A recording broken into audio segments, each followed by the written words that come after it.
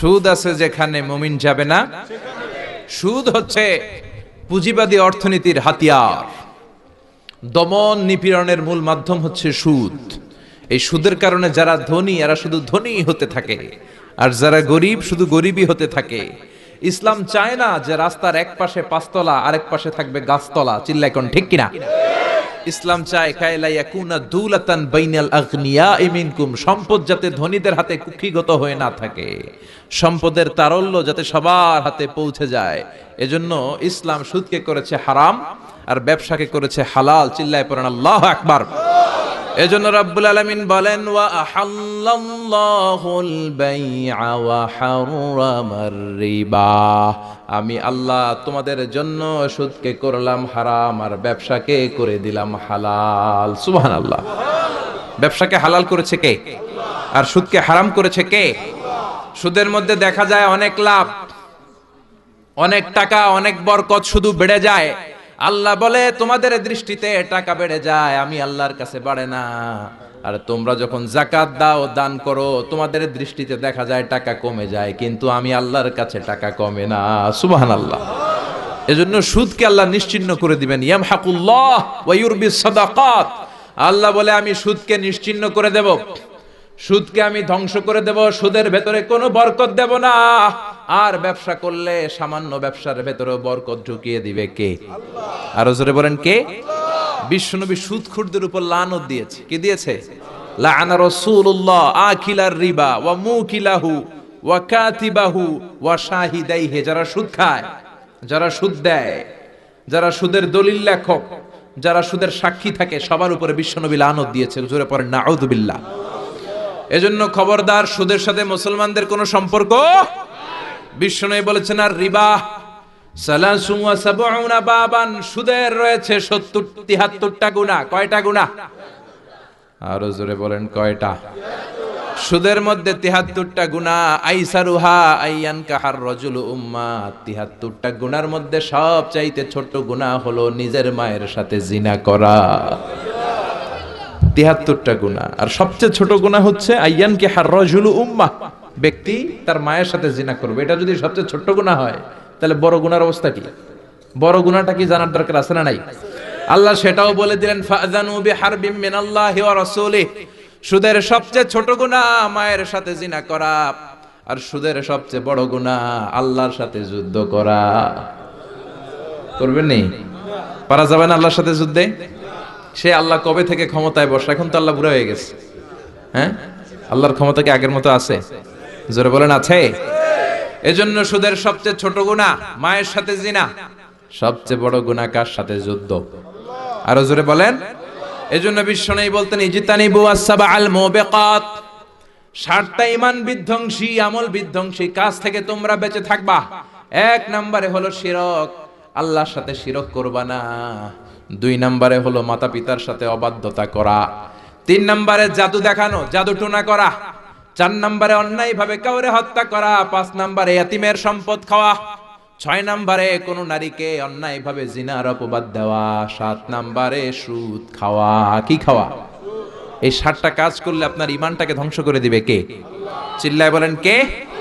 এজন্য দুনিয়াতে যারা সুদ খায় তাদের সম্পদে কোনো বরকত নাই, তাদের শুধু রোগ আর রোগ, টেনশন আর টেনশন। আছে না নাই? আবার বিশ্বনবী বললেন যারা সুদ খায় তাদের 3টা শাস্তি। কয়টা? আরো জোরে বলেন কয়টা? 1 নম্বরে কিয়ামতের দিন আল্লাযীনা ইয়াকুলুনার রিবা লা ইয়াকুমুনা ইল্লা কামা ইয়াকুমুল্লাযী ইয়াতাখাব্বাতুহু শাইতানু মিনাল মাস।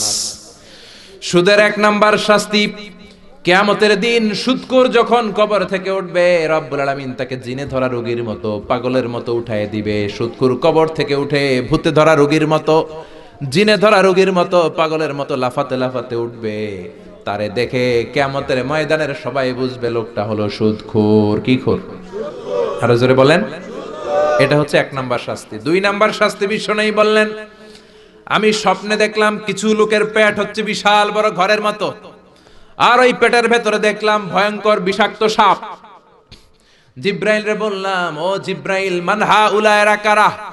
বিশ্বনবী বললেন হাউলা ই আকালাতুর রিবা, এরা হলো আপনার উম্মতের মধ্য থেকে যারা সুদ খেয়েছে ওই সুদখোর লোকগুলা। পড়েন না আউযুবিল্লাহ। 3 নাম্বার শাস্তি, বিশ্বনবী বলেন যে রাতে আমাকে মেরাজে নেওয়া হলো, রাআইতু লাইলাতা উসরিয়া বি, মেরাজের রাতে আমি দেখলাম রক্তের একটা নদী, ওই নদীর উপর কিছু লোক সাঁতার কাটে। কিসের নদী দেখছেন কোনদিন? রক্তের নদী আমরা কোনদিন দেখেছি? রক্তের একটা নদীর ভেতরে কিছু লোক সাঁতার কাটে। সাঁতার কাটতে কাটতে বাঁচার জন্য যখন পারে আসতে চায়, তীরে আসতে চায়, কিছু ফেরেশতারা অনেক বড় বড় পাথরের খণ্ড নিয়ে বসা, তীরের দিকে আসতে চাইলে প্রচন্ড জোরে পাথর নিক্ষেপ করে তার চেহারার দিকে। পাথরের আঘাতে ওই লোকটার চেহারা ছিন্ন বিচ্ছিন্ন হয়ে যায়। লোকটা চিৎকার করতে করতে আবার রক্তের নদীর মাঝখানে চলে যায়। আবার তীরে আসতে চাইলে আবার পাথর আছে না নাই? জোরে বলেন। বিশ্বনবী বললেন মান হাউলা ইয়া জিবরিল, ও জিব্রাইল এরা কারা? বিশ্বনবী বললেন এরা হলো আপনার সুদখোর উম্মত। এরা কারা? এজন্য সুদ খাওয়া যাবে? জোরে বলেন, সুদ খাওয়া যাবে? খবরদার, সুদ খাওয়া যাবে না। সুদের বিপরীতে আমরা ব্যবসা করব। ব্যবসায় বরকত দিয়েছে কে? বিশ্বনবী বললেন রিজিককে আল্লাহ 10 ভাগ করেছেন, তার 1 ভাগ দিয়েছেন পৃথিবীর অন্যান্য পেশার ভেতরে, আর 9 ভাগ দিয়ে দিয়েছেন ব্যবসার ভেতরে। সুবহানাল্লাহ। রিজিকের 9 ভাগ থাকে ব্যবসার ভেতরে, এজন্য সুদ খাওয়া যাবে না। সুদের সাথে ইসলামের কোনো সম্পর্ক। আমরা ব্যবসা করব। আপনি মুশারাকা সিস্টেমে, মুদারাবা সিস্টেমে, আপনি মুরাবাহা সিস্টেমে ব্যবসা করেন, ওই ব্যবসায় বরকত দিবে কে? জোরে বলেন কে? সুদ হারাম এই কারণে, কারণ টাকার ভেতর থেকে টাকা আসে না। আপনি 1 লক্ষ টাকার একটা বান্ডিল আপনার আলমারির ভেতরে আজকে রাখলেন, 1 বছর পরে খোলার পরে এটা কি 1,10,000 টাকা হবে? 1,05,000, 1,02,000, 1,10,000 টাকা, 1,05,000 টাকা, 1,01,000 টাকা? 1 টাকাও পারবে না। কত থাকবে? 1 লাখই থাকবে। কারণ টাকার ভেতর থেকে টাকা আসে না। টাকার ভেতর থেকে টাকা আসে যখন ওই টাকার সাথে শ্রম যুক্ত হয়, যখন টাকার সাথে কষ্ট যুক্ত হয়, যখন টাকার সাথে মেধা যুক্ত হয়। ঠিক কি না?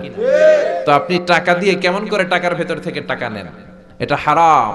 হয়তো আপনাকে ব্যবসায় অংশগ্রহণ করতে হবে, লাভ লস দুইটাতে অংশগ্রহণ করতে হবে, রিস্কও থাকবে।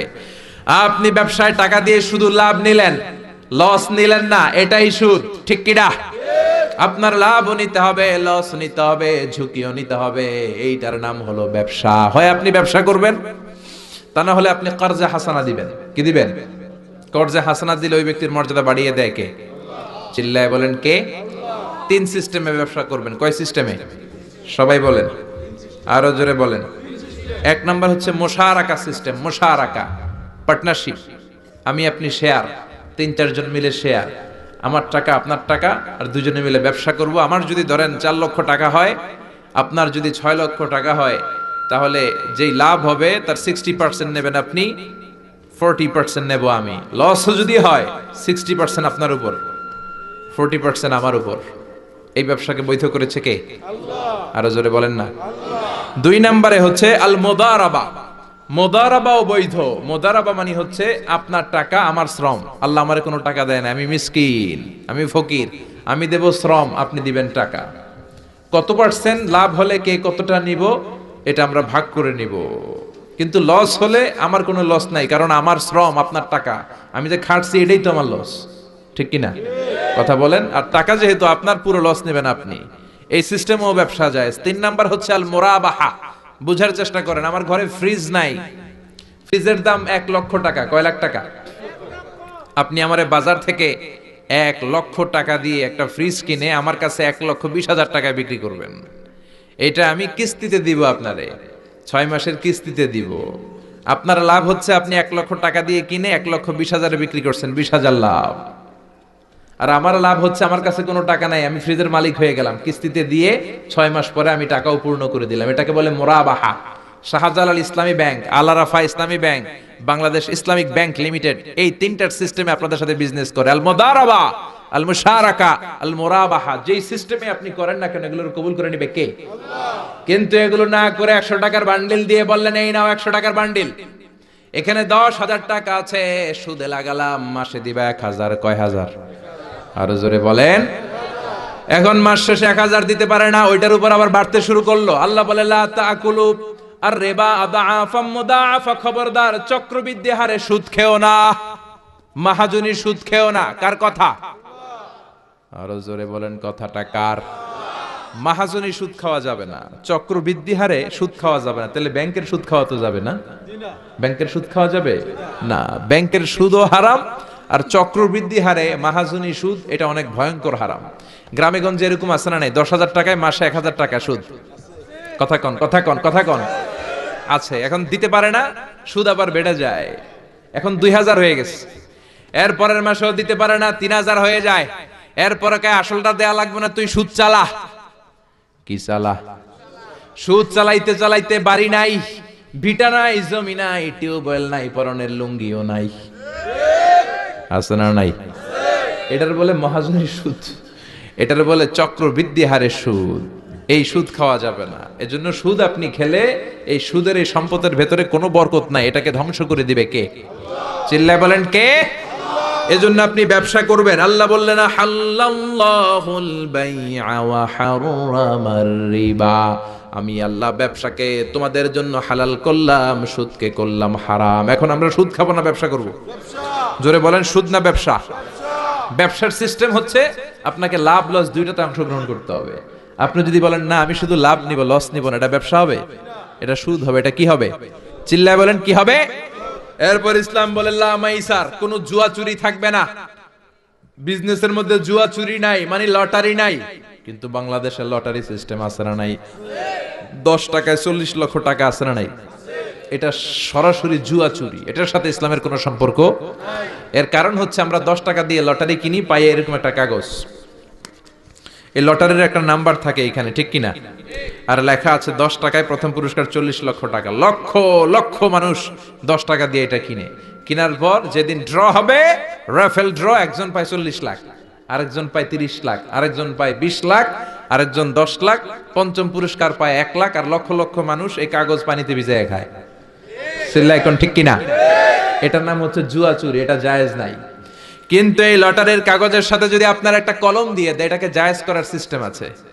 এই 10 টাকার লটারির, যখন আপনি লটারিটা কিনবেন, আপনাকে যদি একটা কলম দিয়ে দেয়, তাহলে কেমন যেন আপনি 10 টাকা দিয়ে একটা কলম কিনলেন। এটা ব্যবসা, এটা হচ্ছে ব্যবসার সুরা, এটা জায়েজ আছে না নাই? তার মানে লক্ষ লক্ষ মানুষ যখন লটারি কিনলো, সাথে পেলে একটা কলম। এরপরে ড্র হওয়ার পরে একজন পাবে 40 লাখ, আরেকজন 30 লাখ, একজন 20 লাখ, আরেকজন 10 লাখ, আর লক্ষ লক্ষ সবাই পাইছে একটা করে কলম। তার মানে আমরা সবাই কিছু না কিছু পাইছি। চিল্লা এখন ঠিক কিনা? এই সিস্টেমে যদি করেন, তাহলে এটারে বৈধ করে দিবে কে? জোরে বলেন কে? এরপরে ইসলাম বলেন নো আনসার্টেইনটি, কোন ব্যবসার মধ্যে আনসার্টেইনটি থাকতে পারবে না, সুনিশ্চিত হতে হবে সবকিছু। লা দারারা ওয়ালা দারার ওয়ালা গারারা ফিল বাই, বেচা কিনার মধ্যে কোনো ধোঁকাবাজি থাকতে পারবে না, অনিশ্চয়তা থাকতে পারবে না। অনেকে উড়ন্ত কবুতর বিক্রি করে, আছে না নাই? কবুতর যারা পালেন, 10টা কবুতর আছে আপনার, আপনি দেখবেন সারাদিন কবুতর আকাশে উড়ার পরে বিকালে আবার বাসায় চলে আসে। আপনি বললেন এই যে 10টা কবুতর আকাশে উড়ে, এই 10টা কবুতর আপনারা বিক্রি করে দিলাম, এক একটা 100 টাকা করে, 10টায় কত হয়? 1000 টাকা বিক্রি করে দিয়েছেন। এই বিক্রি শরীয়ত সম্মত হয় না। এর কারণ প্রতিদিন কবুতরগুলো বিকেল বেলা উড়ার পরে সন্ধ্যাবেলায় ফিরে, আজকে বিকালে নাও ফিরতে পারে। যেরকম ঠিক কিনা? আজকে 10টা কবুতর যদি অন্যদিকে চলে যায়, 1000 টাকা লিয়ে কিলাকিলি আছে না নাই? ইসলাম বলে কিলাকিলির কোনো সুযোগ নাই। কবুতরগুলো নামবে, 10টারে তুমি ধরবা, কবজ করবা, তার হাতে হ্যান্ড ওভার করবা, তারপরে বিক্রি করবা। এটারে জায়েজ করে দিবে কে? এরপরে পুকুরের মধ্যে মাছ থাকা অবস্থায় কেনা বেচা জায়েজ নাই। এরকম কেনা বেচা বাংলাদেশে আছে না নাই? আন্দাজে মানুষে শখের বসে কিনে ফেলে, পুকুরের মধ্যে বুদবুদ করতেছে, ভাবতেছে হাজার হাজার মাছ কিনছে, 10 লক্ষ টাকা দিয়ে কিনে ফেলছে। কই মাছের পুকুর, উঠায় দেয় 20 কেজি কই আর 50 কেজি কাঁকড়া আর 70 কেজি ব্যাং, আছে না নাই? এরপরে কিলাকিলি আছে না নাই? এজন্য ইসলাম বলে না, কবুতরটা হাতের মধ্যে কবজ করার পরে যেমনি বিক্রি করলাম, মাছগুলাও জাল দিয়ে তোলো, তারপরে গনে গনে বিক্রি করো, কবুল করে নিবে কে? গাভীর ওলানের মধ্যে দুধ রেখে বিক্রি করা জায়েজ নাই। ওলান এত ফিলা গেছে এরকম, এটা মনে হচ্ছে যে 20 কেজি, দহন করার পরে পাওয়া গেছে 5 কেজি, এরকম আছে না নাই? কারণ এটা দুধের কারণেও ফুলতে পারে, টিউমারেও ফুলতে পারে, ঠিক কিনা?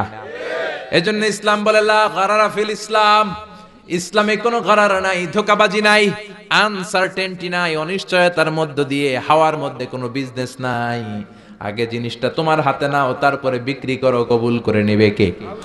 শেয়ার বাজার নিয়ে প্রশ্ন করে যেই প্রোডাক্টের ব্যবসা হালাল, ওই প্রোডাক্টের শেয়ারও হালাল। চিল্লায় বলেন ঠিক কিনা? এরপরে বিশ্বনবী বললেন, মান গাশশানা ফালাইসা মিন্না, বেচা কিনার মধ্যে যে আমার উম্মতদের মধ্যে যে অন্যকে ধোকা দেয়, সে আমার উম্মত হতে পারে। ধোকাবাজির ব্যবসা বাংলাদেশে আছে না নাই? ফলের দোকানে গেলে দেখবেন চকচকে যেই সাইডটা, ওই সাইডটা ক্রেতার দিকে রাখে, পচা জায়গাটা নিচের দিকে রাখে, এরকম ব্যবসায়ী আছে না নাই? বিশ্বনবী মদিনার বাজারে গমের দোকান পরিদর্শন করতে গেলেন, যে দেখলেন গমের স্তূপ, বিশ্বনবী গমের ভেতরে হাত ঢুকায়া দিলেন। উপরে দেখা যায় শুকনা গম, ভিতরে দেখা যায় ভিজা গম। বিশ্বনবী বললেন, মান গাশশানা ফালাইসা মিন্না, যে আমাদেরকে ধোকা দেয় সে আমাদের উম্মত নয়। The person who deceives us, he is not among আস। যে আমাদেরকে ধোকা দেয় সে আমাদের উম্মত হতে পারে। চিল্লায় বলেন উম্মত হতে পারে। এজন্য ধোকাবাজি করে কোনো ব্যবসা করা যাবে? জোরে বলেন। আর সুদের সাথে আমাদের কোনো সম্পর্ক? চিল্লায় বলেন সম্পর্ক।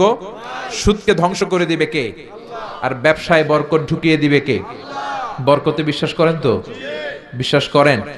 অল্পের ভেতরেও বরকত হতে পারে, হাজার কোটি টাকার মধ্যেও বরকত নাও থাকতে পারে। চিল্লায় বলেন ঠিক কিনা? এজন্য আজ থেকে সুদের সাথে আমাদের কোনো সম্পর্ক নেই, আমরা ব্যবসা করব মুশারাকা সিস্টেমে, মুদারাবা সিস্টেমে, মুরাবাহা সিস্টেমে ব্যবসা করব। অল্প প্রফিট হলো এটার মধ্যে বরকত দিবে কে? আরো জোরে বলেন কে? আর সুদের ব্যবসা করবেন না তো?